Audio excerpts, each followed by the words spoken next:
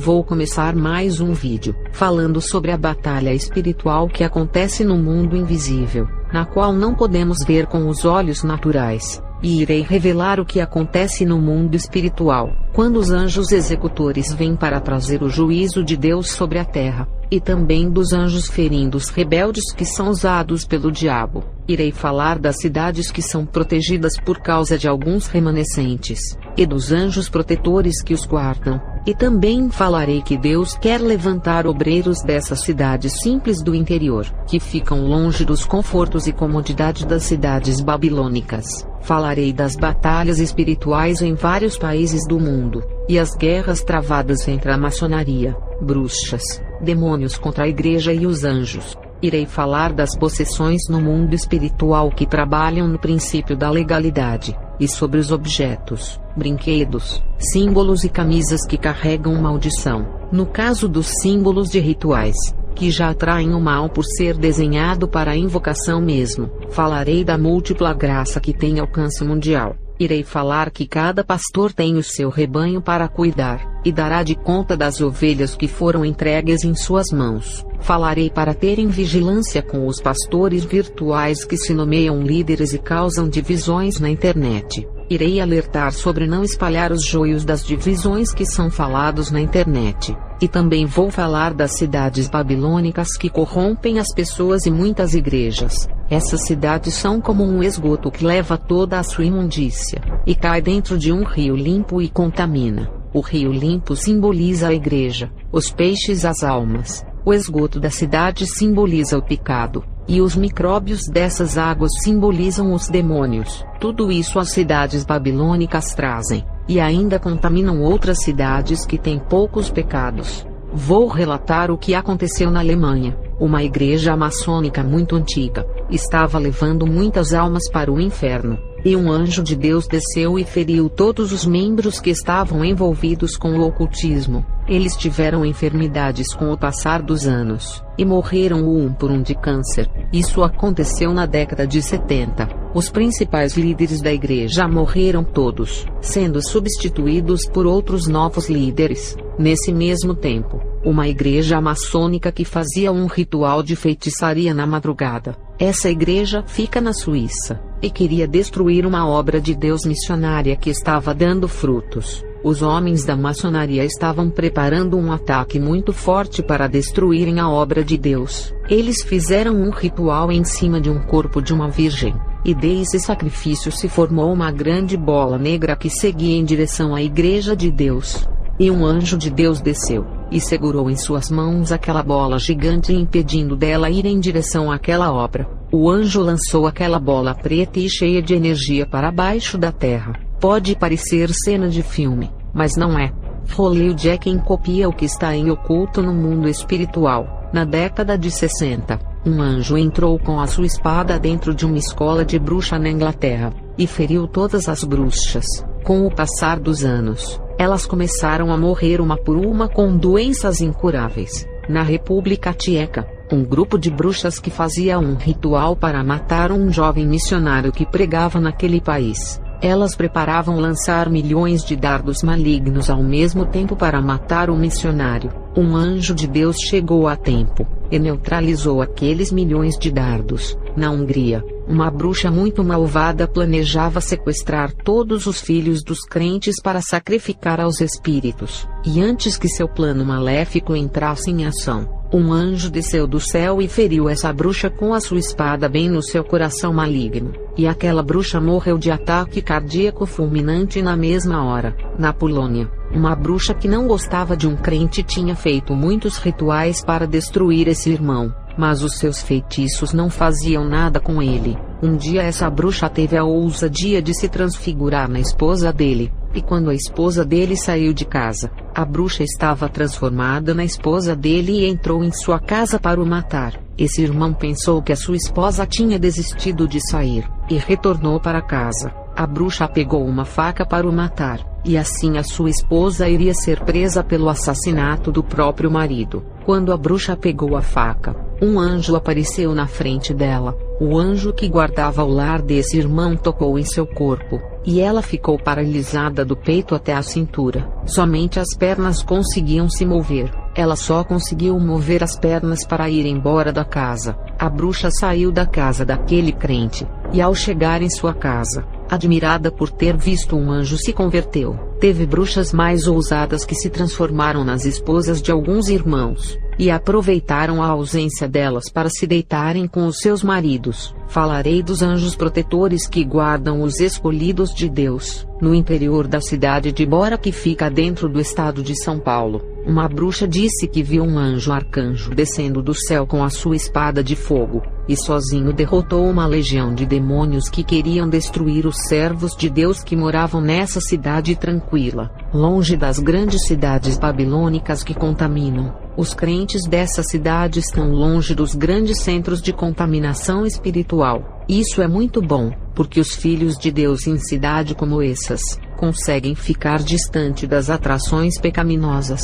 Outra cidade do interior muito tranquila, é a Serra da Saudade, que fica no estado de Minas Gerais. Os crentes de lá estão longe dos centros urbanos pecaminosos. Uma legião de demônios foram atacar essa igreja da cidade de Serra da Saudade, e o anjo de Deus não permitiu que os demônios os atacassem. Esse anjo foi Gabriel, que com a força da sua mão neutralizou aqueles demônios, impedindo que eles tocassem naquela obra. No interior da cidade chamada de Jardim Olinda, que fica no estado do Paraná, um pastor teve uma visão de milhões de demônios se transfigurando em anjos de luz para enganarem a sua igreja. Eles queriam entrar dentro dessa igreja para operarem os seus sinais sem o povo dar essa legalidade. Eles queriam entrar à força, e foi quando encontraram um anjo forte de 2 metros vestido de guerreiro em cima do púlpito ao lado do pastor. Esse anjo, com a sua espada flamejante, feriu todos aqueles demônios sozinho. Ele era um arcanjo muito forte. Não era Miguel e nem Gabriel, mas outro arcanjo. Lembre-se que não existem só 2 arcanjos, mas uma classe deles. São anjos muito poderosos para a batalha. Embora as igrejas tenham se corrompido, principalmente as que estão dentro das grandes cidades babilônicas da corrupção, as igrejas do interior que estão longe dos centros urbanos conseguem se manter mais conservadas, e os demônios odeiam o povo do interior por estarem longe do foco de contaminação. Na cidade chamada Divino São Lourenço, que fica no estado do Espírito Santo, uma irmã teve uma visão de uma legião de demônios querendo destruir um pequeno grupo de crentes dessa cidade. Um arcanjo desceu do céu e acorrentou aquela legião. Um demônio ficou amarrado no outro. Não duvidem da capacidade que Deus dá para os que lhe pertencem. Em Juízes 15 verso 4. E foi Sansão, e pegou 300 raposas, e tomando tochas, as virou cauda a cauda, e lhes pôs uma tocha no meio de cada 2 caudas. É impossível que um homem natural amarre o rabo de 300 raposas, mas se Deus capacitar o homem, ele faz coisas extraordinárias. Se um homem foi capaz de fazer isso, imagine um arcanjo. Voltando ao relato do anjo guerreiro, e aquele arcanjo devolveu toda a legião acorrentada ao inferno, e essa legião estavam todos transfigurados em crentes. Uns eram pastores, outros diáconos, outros missionários, e também havia mulheres obreiras e membras. Cada demônio havia se transformado em uma pessoa diferente, para enganarem aquele grupo de crentes. Mas aquele arcanjo levou todos eles neutralizados e acorrentados para baixo, no interior do Rio de Janeiro, em uma cidade chamada Macuca. A igreja estava orando, quando viram um demônio gigante parecendo o Tiranossauro Rex saindo da terra. Ele estava caminhando em direção para destruir uma igreja, e um anjo guerreiro desceu no meio do caminho, para impedir que esse demônio avançasse em direção àquele povo. O anjo guerreou contra aquele demônio dinossauro que não prevaleceu, abrindo um buraco no chão e retornando ao inferno. Outra cidade do interior chamada Santiago do Sul, que fica no estado de Santa Catarina, que iria ser atacada por um demônio dos ares. Esse demônio híbrido tinha o bico de pássaro, corpo parte grilo e parte humana, com grandes asas. Ele tentou lançar um ataque dos ares para acertar a igreja lá embaixo, Ele estava bem acima do teto da igreja no dia do culto. Um anjo desceu até os ares, e prendeu o seu corpo com um círculo de fogo, e aquele demônio fugiu. No interior de uma cidade chamada André da Rocha, que fica localizada no estado do Rio Grande do Sul, um demônio se transfigurou no anjo Gabriel, com o objetivo de possuir um pastor, para fazê-lo pregar a falsa doutrina, e para não corromper essa obra. O verdadeiro anjo Gabriel desceu do céu, e lutou contra aquele falso Gabriel, ferindo-o com a sua espada reluzente. O pastor não deu legalidade no mundo espiritual, mas mesmo assim, o falso Gabriel queria usar a boca daquele pastor, infringindo as leis do mundo espiritual que só aceita um demônio possuir alguém pela legalidade, o que Deus não faz por aqueles que andam na justiça. Na cidade de Anhanguera, que fica no interior do estado de Goiás, uma cidade tranquila longe dos centros das piores metrópoles dos vícios e sexo, lugar onde o crente pode servir a Deus contemplando a natureza, em vez de ser sufocado pelos bailes funks e salões de diversas músicas. E um demônio foi na cidade de Anhanguera, porque percebeu uma pequena falha em um pastor que havia discutido com a sua esposa, e aquele demônio disse para as bruxas que iria manipular os dons dele, e enganar em suas visões e revelações, o fazendo pensar que era Deus. E aquele demônio tomou a forma do Espírito Santo com a sua formosura e glória. Mas ele não sabia que o pastor e sua esposa tinham pedido perdão um para o outro e se reconciliaram, e a legalidade que eles mesmos abriram no mundo espiritual tinha fechado. E quando o pastor estava indo para a igreja com a sua mulher e filhos, o demônio que tinha se transfigurado estava indo para a igreja a enganar o pastor. Mas do céu desceu um anjo que carregava uma grande bola, e prendeu aquele demônio dentro dessa bola de luz. E o anjo levou o demônio preso dentro daquela bola e o afundou no rio, mandando para as regiões espirituais que fica debaixo das águas. O demônio foi neutralizado e mandado para o seu lugar, porque é um espírito maligno das águas. Eu falo os nomes da cidade, mas não falo o nome de igrejas para não cair no partidarismo evangélico, dando exaltação para um tipo de povo, colocar nome de placas acima do nome de Jesus, depositar todos os créditos que Jesus operou em nome de denominação. Eu não faço. Falarei da graça maravilhosa que se expandiu pelo planeta inteiro. Muitos pastores partidaristas diminuem o tamanho dessa graça, dizendo que ela está somente presa em seu ministério. A graça é universal, e abrange os polos da terra, revirando os 4 cantos do globo. A graça não fica presa em apenas um povo, mas a partir desse povo, ela se expande além das fronteiras, e isso está além das placas de denominações, e atinge aos perdidos que estão em presídios ou presos nos vícios desse mundo. Eu vejo multidões de pessoas internadas em hospitais em estados terminais, sendo alcançadas por essa graça, e não são membros de nenhuma denominação. Essa é a prova de que a igreja não pode lhe salvar, mas a graça sim. O papel da igreja é orientar e ensinar, mas o de salvar é a graça. Pastores que dizem: a graça de Deus está aqui. Vocês não podem segurar a graça em suas mãos, por ser uma dádiva que foi oferecida ao mundo inteiro. Jesus não morreu apenas por um tipo de povo, nem tampouco pelo seu ministério que não existia na época dele. Quando Jesus morreu, nem igrejas existiam, para dizer que ele morreu por apenas aquela determinada igreja. Jesus morreu pelo mundo inteiro, e abriu os braços para todos na cruz, não apenas para alguns, para fazer a soberba crescer em pequenos grupos. E se tem alguém lhe julgando por não fazer parte do seu partido evangélico, ainda não existe juiz no mundo espiritual, porque ele nesse momento é o nosso advogado. Enquanto ele for o nosso advogado, não existirá juiz que lhe condene nesse mundo, porque ele irá defender nas suas fraquezas. Nem o diabo, que é o acusador das nossas almas, não tem êxito em suas acusações para com o povo de Deus. Cada pastor dará de conta das ovelhas que estão sobre o seu domínio. Já as ovelhas de outros pastos, não cabe a ele cuidar, e sim os seus líderes que têm que cuidar, e no juízo final, também dará de conta delas. Pastor que fica se envolvendo em questões de outras igrejas que não lhe pertencem, e que estão longe dos seus domínios. Cada pastor tem o seu rebanho, cada pastor tem o seu pasto para zelar. Nada de se envolver nos pastos que não lhe pertencem. Quando Jesus vier, Cada pastor dará de conta do seu pasto, não do pasto do outro pastor. No livro de Mateus 25, verso 14 ao 30, leia a parábola dos talentos. Cada um dará de conta daquilo que Deus colocou em suas mãos. Ninguém será responsabilizado pelas obras daquilo que o outro irmão está praticando. Se o pastor está roubando a igreja, isso é um problema dele com Deus, e será cobrado pelos seus atos quando falecer. Você tem que se preocupar com o seu ministério, porque é dele que prestará conta.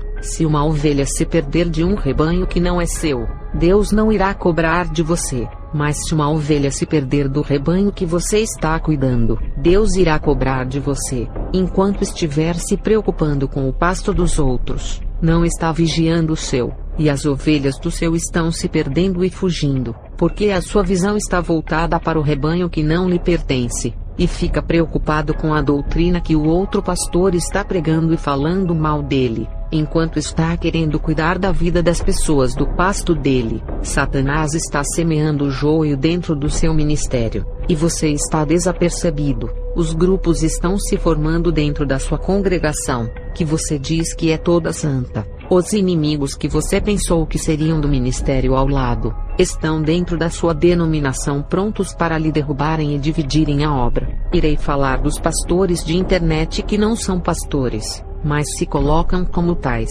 Pastores virtuais que fazem canais para ensinar, mas não são pastores nem dos seus lares, nem pais de famílias exemplares são. Como querem ganhar o mundo se nem os da sua própria casa conseguem ganhar? A sua vocação não é de pastor. Não adianta a um que tem o chamado para ser um diácono, e quer pastorear na internet, cooperador querendo ser mestre nas escrituras, levita querendo se envolver em assuntos de outros ministérios falando mal. Cada um tem uma vocação naquilo a qual foi chamado por Deus. Cada membro recebeu um tipo de qualidade dada por Deus, mas muitos estão saindo de suas vocações, e se envolvem em áreas que não lhe cabem, não usam os dons que Deus lhe deu, e querem entrar em áreas que não entendem. Olha o tanto de pessoas que querem ser pastores na internet, rejeitando seus talentos, porque é moda ser um youtuber para ganhar inscritos, e começam a difamar as pessoas, acusando-as dos seus pecados pensando que isso é o evangelho.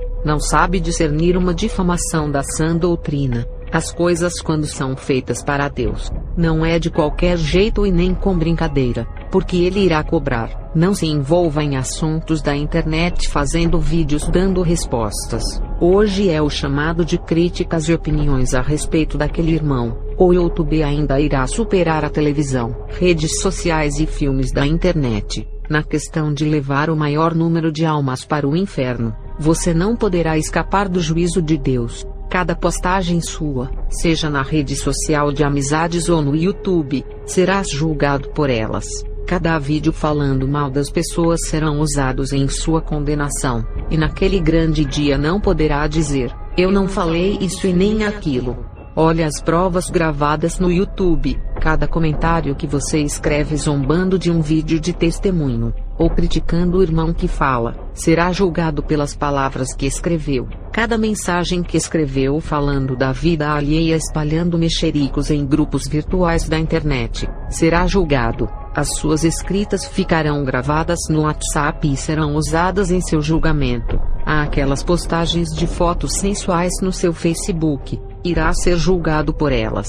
E tem aquele ditado de Maria vai com as outras, ou aonde um boi vai, o rebanho segue em redes sociais. Vou chamar esses crentes de influencer, por influenciar muitos aos erros através da sua opinião ou crítica. Exemplo, eu não acredito que o irmão Joãozinho é de Deus, porque um pastor pregou na internet, que ele é um falso profeta segundo um crente da internet, e saem detonando a vida de Joãozinho, por causa de um suposto vídeo de um pastor virtual. Você conhece a vida de Joãozinho para afirmar o que dizes. Deus revelou a você que o Joãozinho é isso o que falam. Se isso não procedeu de Deus, e você fala do Joãozinho por causa de terceiros, você está correndo riscos de perder a sua salvação. Mas Deus revelou para esse pastor que Joãozinho é feiticeiro disfarçado de crente. Mas Deus revelou para você também? Tem coragem de colocar a sua salvação em risco por causa da revelação de um pastor da internet? Colocaria as suas mãos no fogo por alguém da internet que você não conhece? Pregar a santidade na internet não significa que essa pessoa está vivendo o que fala. Ninguém conhece quem está do outro lado da internet pregando. Você não convive e não conhece a vida desse pastor, que diz que Joãozinho não é de Deus. Quando a revelação é daquelas que envolvem a vida das pessoas, falando de coisas graves, difamando, vigiem, essas revelações que denigrem o seu próximo. Eu não saio falando porque não foi para mim que Deus revelou, e mesmo que Deus revelasse essas coisas para mim, eu não saio espalhando as vidas pessoais em público na internet para todos saberem. Ninguém tem nada a ver com as vidas privadas das pessoas reveladas. Aquilo que é particular, que envolve a vida da pessoa, é entre ela e Deus. Se fosse para espalhar os pecados ocultos das pessoas, o próprio Deus revelaria para a igreja inteira saber. Mas se ele revelou apenas para um vaso falar, é porque não quer que a mensagem seja espalhada aos ouvidos. Tem mensagens na igreja que não é para ser falada a toda a congregação. Eu não espalho revelação de ninguém da igreja, a qual não tenho certeza se é de Deus ou da carne. Teve uma irmã que disse a mim, que Deus revelou a ela sobre a vida de um presbítero, que ele estava traindo a sua esposa e dirigia uma igreja em pecado. Ela ficou feliz ao receber essa revelação, e me falava toda empolgada, e ainda disse, ore a Deus, irmã Helena, e ele irá revelar a mesma coisa a você. Ouvindo isso dela, eu me entristeci por sentir alegria em seu rosto por saber dessas coisas podres. Eu disse a ela, o que uma revelação dessa irá acrescentar em nossas vidas, vendo a obra de Deus manchada? Não irá edificar a nossa fé, e não fará que sejamos melhores do que somos. Ao recebermos esses tipos de revelações, ore por ele, ao invés de sair comentando com as pessoas difamando o ministério dele. A irmã nem deveria ter falado comigo sobre esses assuntos, mas eu guardarei esse segredo, e falo para não falar para as outras irmãs porque elas vão espalhar, e o casamento dele irá ser destruído. As pessoas, quando veem as coisas erradas, espalham as notícias como fogo na floresta, mas não espalham as coisas boas. Tem crentes que não espalham o que o irmão faz de bom, mas se ele cometer um erro, é divulgado pelo bairro inteiro. E tem aqueles que ouvem um vídeo na internet, de um pastor que afirma que Deus mostrou uma visão, de que o irmão Joãozinho fez pacto com o diabo, e todos os inscritos acreditam e espalham os boatos sem saberem de nada, se tratando de visões que o crente tem a respeito das coisas sobrenaturais. Nem tudo que vemos pode ser da parte de Deus. Depois que eu me converti, eu tive várias visões com os anjos dizendo que são de Deus, e na realidade não eram anjos, e sim os demônios. Muitas vozes que eu ouvia dizendo que era Deus, mas não era ele. Muitas revelações do mundo espiritual que vieram a mim, eu descartei todas por não terem confirmação se era Deus quem estava me passando. Um demônio manipulou a minha visão, mostrando o meu pastor pegando todo o dinheiro da igreja. Esse demônio se passou pelo Espírito Santo, mostrando uma falsa visão para me confundir. No livro de Mateus 24, versículo 24, diz que até os escolhidos, se possível, seriam enganados pelos grandes sinais e prodígios. O fato de você ser um escolhido e viver uma vida santificada, não livra você de ser enganado por uma falsa visão. O tempo que congreguei com o meu pastor, essa visão nunca se cumpriu, de ele pegar o dinheiro da igreja. Foi uma falsa visão, que não tem relação alguma com a conduta do meu ex-pastor. O tempo provou que a visão que aquele demônio mostrou era mentirosa, e não adiantou ele ter se transfigurado no Espírito Santo. Passarei algumas revelações sobre as promessas de Deus para levantar obreiros em cidades esquecidas pelo Brasil. Em João 1,46, Natanael fala: pode vir alguma coisa boa de Nazaré. Nazaré, uma cidade desprezada por muitos, mas foi de lá que levantou o Salvador do mundo, o Messias. E hoje falarei de algumas cidades que ninguém dá nada por serem simples. Vou falar de uma cidade do interior chamada Araguainha que fica no Mato Grosso. Deus quer levantar obreiros dessa cidade. pelo carinho que ele tem de levantar a sua obra nessa cidade humilde. Outras cidades que são férteis para pregar o Evangelho hoje, são as cidades de Divino São Lourenço, Macuco, Serra da Saudade, Borá, André da Rocha, Santiago do Sul, Jardim Olinda e Anhanguera, que é uma boa terra para semear o Evangelho. O povo recebe as boas novas. Quando eu era uma bruxa, eu fui enviada à cidade do interior chamada de Oliveira de Fátima, que fica no estado de Tocantins. Eu me preparei em um ritual para entrar na igreja dessa cidade. Quando entrei nessa igreja disfarçada de crente para assistir o culto, e antes de lançar magias, eu fui neutralizada com a oração da igreja, e comecei a vomitar e caí possessa. Voltei para casa enfraquecida com aquela oração, e depois, tive que recarregar as energias negativas em rituais. Teve 2 maçons que tinham um plano ambicioso de corromperem as igrejas manipulando as escrituras, fazendo novas bíblias cheias de heresias para substituírem as tradicionais. Hoje as bíblias são normais. O que é manipulado são os estudos que ficam no rodapé da Bíblia. Mas houve um tempo que tentaram mudar a Bíblia mesmo. As testemunhas de Jeová adulteraram somente a Bíblia deles. Mas esses maçons queriam mudar a Bíblia mundialmente em todos os países. Um maçom da Itália que tinha esse plano foi ferido por um anjo que o encontrou em sua casa. Esse homem morreu na hora por querer mudar a palavra de Deus. Isso aconteceu na década de 70. E na Bélgica, um maçom que estava com o mesmo plano viu um anjo com a espada, e cheio de temor, desistiu de querer mudar a Bíblia e se converteu. Um rapaz que namorava com uma bruxa se converteu, e tirou ela da escola de bruxaria. Ele viajou com ela, para morar no interior da cidade chamada de Cedro do Abaeté, que fica em Minas Gerais. Uma legião de demônios foi atrás do casal para os matar, mas não conseguiram porque eles se tornaram a menina dos olhos de Deus. Um empresário que financiava essa escola desistiu de investir e foi embora, e as bruxas fizeram rituais para matá-lo por causa de sua traição, mas ele estava sendo protegido por um crente que intercedia por ele. O empresário foi morar na cidade do interior chamado de Nova Castilho, que fica em São Paulo, e debaixo da cobertura de um homem de Deus. As orações desse homem de Deus formavam um escudo para proteger o empresário, e os feitiços não o atingiam.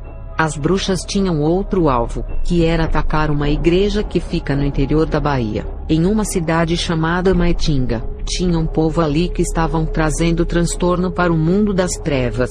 Fizemos um ritual, e enviamos uma legião de demônios até essa igreja. Os demônios bombardearam aquela casa de oração, e acertaram todos os seus dardos. No momento do ataque, as pessoas ficaram enfermas.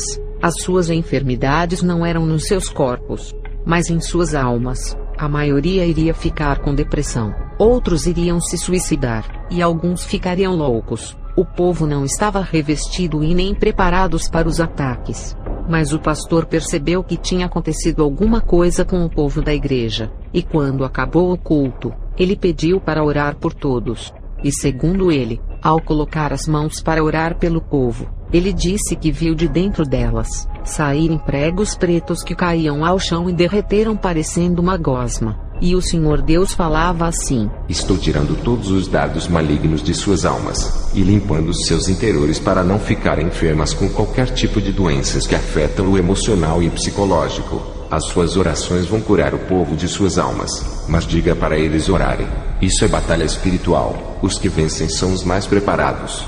Vou falar a respeito das possessões no mundo espiritual, que trabalham pelo princípio de legalidade. Objetos maléficos que são condutores de demônios. Se os crentes tocarem, eles serão possuídos ou não. Em Provérbios 26 verso 2, fala que a maldição sem causa não virá. Se você vive uma vida de obediência a Deus, e tocar em um objeto amaldiçoado, ou se pisar em um ritual de feitiçaria, nada disso terá poder de amaldiçoar a sua vida. Nada pode penetrar as armaduras que o crente se vestiu. Eu fui orar na casa de uma família que estava com problemas com a sua filha de 6 anos de idade. Essa criança, depois que ganhou uma boneca de sua tia, o seu comportamento começou a mudar, deixando-a muito rebelde. Quando eu fui orar pela menina, senti uma forte ligação dela com o brinquedo. e não importava o quanto eu orasse e expulsasse aquele demônio que possuiu a garota, o demônio iria sair da menina porque conhece a autoridade de uma pessoa de Deus, mas iria entrar na boneca depois, e quando eu fosse embora, retornaria para o corpo da menina. Alguns até me questionaram por que expulsei e não o mandei para o inferno, porque os demônios não gostam de voltar para esse lugar, e iriam querer entrar em algum corpo, seja de animais ou de pessoas. No caso da menina, eu até poderia expulsar aquele demônio não só da sua vida, mas do seu lar, para ele não voltar mais. O problema é que dentro da casa da menina, tinha uma boneca que dava legalidade no mundo espiritual para o demônio não ir embora do seu lar. No livro de Deuteronômio 7 verso 26. Não levarás coisa alguma que seja abominável ao Senhor para dentro de sua casa, para que não seja amaldiçoado por ela. Aquela boneca tinha uma ligação com o inferno, por causa do pacto que o dono fez para vender mais. E a única solução foi a menina desfazer daquela maldição. Os seus pais queimaram a boneca, e a menina ficou livre da possessão. O ligamento espiritual foi quebrado. A menina tinha sido possuída através da boneca, mas poderia ser um objeto de madeira, ferro, não importa a estrutura do que é feito o material, e nem a sua forma. Quando empresas do ocultismo querem vender, eles oferecem os seus produtos ao diabo para lucrarem. Pode ser até uma tecnologia que você comprou. No livro de Provérbios 3 verso 33. A maldição do Senhor está sobre a casa dos ímpios, mas ele abençoa o lar dos justos. A família da garota era ímpia, e o mal envolveu a todos por causa daquela boneca. Uma camisa com desenhos de monstros, símbolos ocultistas ou desenhos de caveiras, atraem demônios sem precisar fazer ritual para esses espíritos. Uma camisa que tenha a foto de um demônio, não precisa de ritual, aquela imagem já é o motivo de trazê-lo ao lar. Uma camisa com um símbolo que usa na magia negra, já é uma legalidade para atrair os espíritos. Exemplo, o obelisco, a pirâmide, o olho de Horus, 666, o pentagrama, a coruja e outros. O símbolo que está na camisa já foi colocado ali para atrair o mal. Os espíritos, quando veem esses símbolos, já são atraídos como se fosse um ritual sendo oferecido. Um crente que é obediente a Deus, ao tocar em qualquer material ou objeto de maldição, nada acontecerá com ele. Quando eu peguei naquela boneca, senti vibrações de energia negativa querendo entrar em mim, mas a luz que contornava o meu corpo proibia de o mal entrar. A Bíblia diz que temos que nos revestirmos das armaduras de Deus, para sermos protegidos no mundo espiritual. Se não estivermos vestidos com armaduras completas, e tiver faltando alguma parte da armadura, o corpo fica descoberto e o inimigo ataca a parte mais fraca que ficou exposta. Não vou dizer que um crente que está revestido das armaduras de Deus seja possuído por um demônio, porque não protegeu o seu coração com a couraça da justiça, que fala em Efésios 6 versículo 14. O demônio não poderá possuir ele, porque está revestido das armaduras de Deus. Mas aquela parte que ficou exposta, será o ponto fraco de ataques. Tem homens de Deus que ficam oprimidos, depressivos e com os seus corações cheios de mágoas, porque deixaram descoberto o coração. Qualquer parte do corpo, se ficar descoberta, será atacada no mundo espiritual. O demônio só consegue possuir o crente quando ele está com o seu corpo sem nenhuma armadura. No livro de Apocalipse 3 versículo 17, descreve uma igreja que está nua, cega, pobre, desgraçada e miserável. Uma pessoa sem a armadura no mundo espiritual está nua diante de Deus, sem as vestes nupciais para o encontro com Jesus nos ares. A falta de roupa significa a pobreza por ser tão miserável, que não pode ter uma veste. A cegueira é a falta de vergonha e pudor, por não perceber que está nu diante da presença de Deus e não se cobrir. Um crente que está com as armaduras de Deus, não pode ser possuído e nenhum mal poderá penetrar em sua armadura, mas isso não significa que posso encher a minha casa de coisas abomináveis a Deus. Eu tinha um quadro em minha casa de uma pintura. Comprei esse quadro depois que me converti. Um quadro com um simples desenho, e orando a Deus, ele abriu os meus olhos espirituais, fazendo eu ver muitos demônios saindo de dentro daquela imagem. Os demônios ficaram dentro do meu lar através do quadro, e não conseguiram entrar em mim por eu estar com as armaduras de Deus. Mas o fato de eles não entrarem, isso não impediu de eles me perturbarem derrubando objetos no chão, barulho de pisadas, portas do armário batendo. Ouvia vozes e muitas aparições, e mesmo que me questionem, eu sendo uma mulher temente ao Deus vivo, e ainda eu orando, como pode isso ser possível? É o chamado de princípio da legalidade espiritual. Aquele quadro dava acesso para os demônios fazerem tudo aquilo. Eu orava forte expulsando-os do meu lar. Eles conheciam a minha autoridade que tenho no mundo espiritual, indo embora, e no outro dia eles voltavam. E o pior aconteceu. Quando começaram a habitar dentro do meu lar, esses espíritos começaram a influenciar toda a minha família que ainda não eram convertidos. O meu filho várias vezes foi possuído. Eu expulsava os demônios dele, mas o quadro amaldiçoado sempre os trazia de volta. Os demônios não podiam me atingir. Usaram o meu esposo para me humilhar e me trair com outra mulher. Eu era nova convertida e cheia de fé. Pensei que mesmo vendo aquela multidão de demônios saindo do quadro, pensei que venceria com orações, porque agora servia ao Deus poderoso. Mas no mundo espiritual, não funciona da maneira que pensamos, mas da maneira como ele é. Aquele quadro ligava o meu lar com aquela multidão de demônios. Se eu quisesse vencê-los, teria que cortar o ligamento do meu lar com aqueles demônios, e tirar o instrumento que alimentava a força dessa classe de demônios. A energia que dava acesso para eles entrarem e trabalharem dentro do meu lar tinha que ser cortada. As orações não adiantam se não renunciar à maldição que está na sua casa. Trazer coisas abomináveis para o seu lar sendo um servo de Deus não irá prejudicar você, mas se a sua família não for convertida, ela ficará debaixo de maldição, e a culpa será sua, porque qualquer objeto maléfico atrai demônios.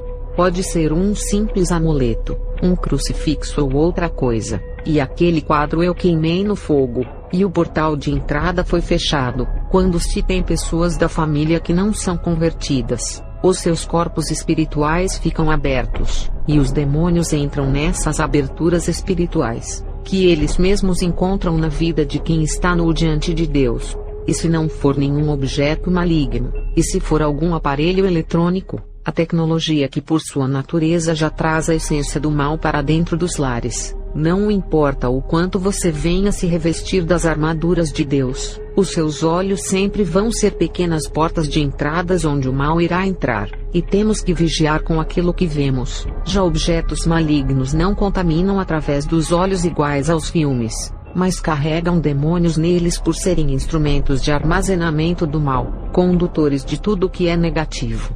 São transportadores de demônios para os lares. Os espíritos desses objetos não podem infiltrar nas armaduras de um crente revestido ao tocá-lo, mas se levar para sua casa, os espíritos do objeto irão morar no seu lar, mesmo que não tenham acesso à sua vida. Quando você carrega um objeto consagrado pelas forças das trevas para seu lar, você está abrindo uma legalidade para eles morarem em sua casa. Irei falar das grandes cidades babilônicas que contaminam as pessoas. Igreja, não aceite os deuses babilônicos dessas cidades que são o sexo, as mulheres sedutoras, várias formas de pecados, bem materiais ilícitos, a política corrupta para quem deseja se candidatar, e o dinheiro da corrupção e suborno. Tudo isso vai ficar na terra quando Jesus vier, e o anticristo chegar.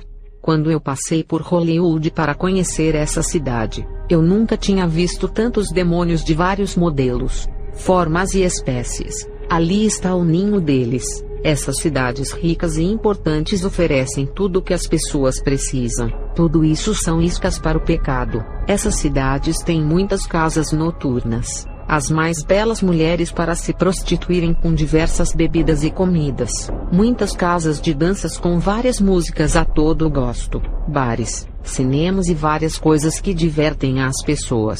Mas tudo é ilusão. Essa glória terrena é um lixo, se comparada à glória celestial. As músicas que corrompem as pessoas através dos ouvidos, essas letras ficam gravadas em suas mentes. Hollywood é uma cidade cinematográfica, que vem há muito tempo doutrinando o mundo inteiro com os seus filmes ensinando a feitiçaria, a matar, a usar drogas e o sexo ilícito. O cinema tem espalhado a sodomia pelo mundo, e hoje as práticas sexuais dentro dos lares estão a cada dia mais bizarras. Uns fetiches sexuais estranhos com objetos da sexy shopping, e práticas sexuais nojentas. Quando me converti, eu passei perto de um desses shoppings, e vi um principado sentado em cima do teto e alguns demônios dentro da loja. Quem compra os produtos da sexy shopping, está levando maldição para a sua casa. Cada produto que leva para o lar, está carregando demônios dentro desses objetos. Esses objetos são amaldiçoados não porque são oferecidos aos demônios, é que a essência deles já são malignas por incentivarem a devassidão e a depravação sexual. É igual à televisão que não precisa ser oferecida, por já ser um portal eletrônico de demônios que contaminam o corpo através dos olhos. Respondendo à pergunta da irmã, qual o tipo de sexo que pode fazer na vida conjugal? Hoje o modismo entrou na vida sexual dos casais, que foram contaminados pelo câncer sexual dos filmes do cinema. Tudo que é modismo, seja na doutrina, nos louvores, na forma de cultuar, na forma de se vestir e na relação sexual, é pecado. O original, quando é mudado, se transforma em pirataria. E tudo o que é pirata já não é verdadeiro, e sim falso. Deus criou cada parte do nosso corpo com uma função: os olhos para enxergar,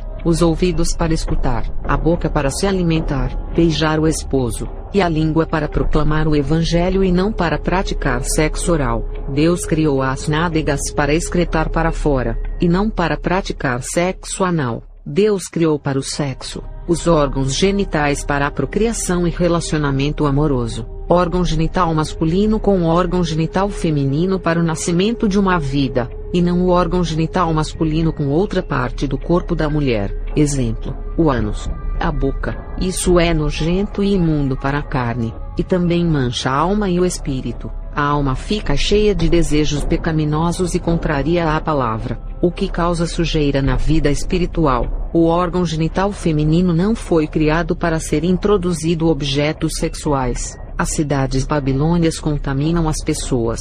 Tudo isso é normal, mas antigamente, há 100 anos atrás, eram práticas estranhas. Deus destruiu Sodoma e Gomorra para não espalharem essas abominações. Mas Hollywood, através do cinema, espalhou a sodomia. Duro será para essa cidade quando o juízo de Deus descer sobre ela, e as igrejas estão perdendo as suas essências porque ninguém prega isso. A vergonha que um pastor tem de falar, e esses pecados estão dentro dos lares dos crentes por falta de conhecimento. As igrejas se deixaram doutrinar pelas cidades babilônias, e estão em declínios espirituais. Os demônios familiares são atraídos com essas práticas, porque pertencem a Sodoma e Gomorra. Esse tipo de sexo, do órgão genital masculino em contato com outra parte do corpo da mulher que não é o órgão genital, são práticas sodomitas. Deus destruiu essas duas cidades por causa dessas práticas nojentas, e tinham várias outras práticas de pecado,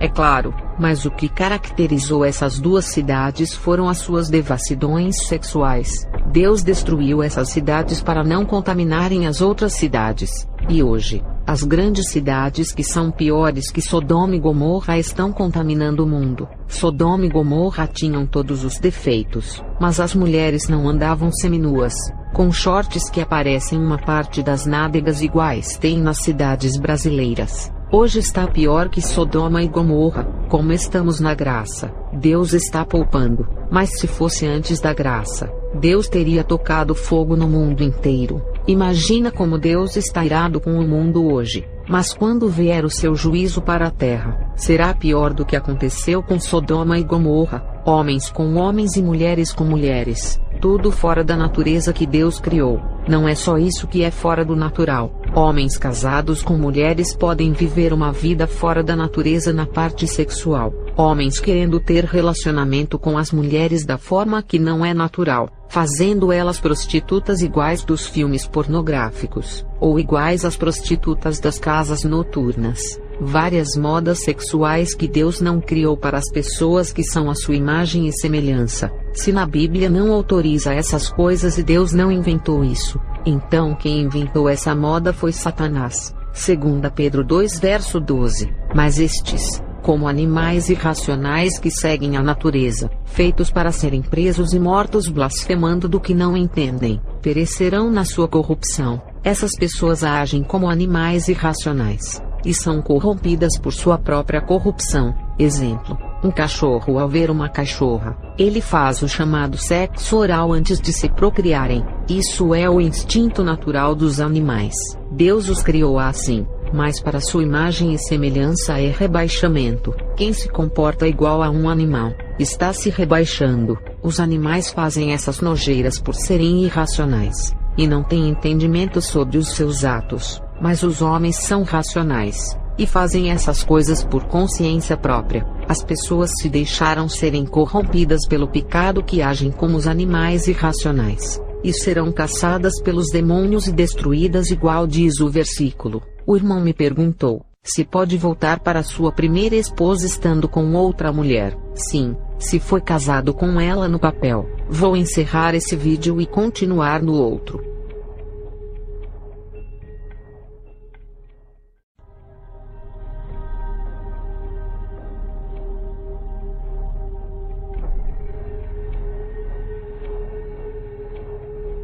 Estou começando mais um vídeo. Falarei da batalha espiritual e controle territorial, sobre os prisioneiros das trevas se transformando